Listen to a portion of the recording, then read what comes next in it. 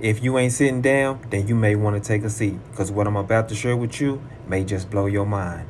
Meanwhile, in Rutherford County, Tennessee, we begin this hour with an alarming new report based on a joint investigation by ProPublica and Nashville Public Radio. A decades-long system and practice of arresting and jailing mostly black children in Rutherford, Tennessee. At the head, the mother of the county, as juvenile court judge Donna Scott Davenport sometimes called herself. That's according to this report. Now the judge calling her work, quote, God's mission, all while performing so-called God's mission as the head of the county's juvenile justice system, allegedly directing police to arrest children at an alarming rate. It was literally a school to jail pipeline, according to this article. So let me tell y'all how this all came about. So the mother of the county, the judge, instituted a policy that all children charged with crimes be processed through the detention center. So in 2016, 11 black elementary children were detained and or locked up for allegedly witnessing a fight between a 5 and a 6-year-old.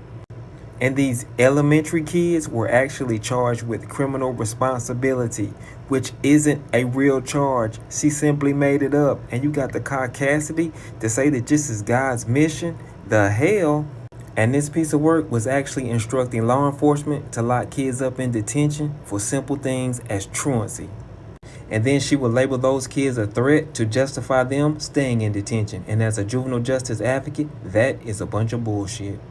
And just to put things in perspective, in 2014, 48% of children were jailed under Judge Davenport's watch. The statewide average at that time was 5%.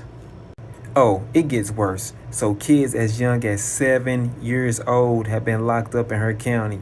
The county alone has violated the federal law 192 times. Kids as young as 7 years old have been locked up in her county. The county alone has violated the federal law 192 times.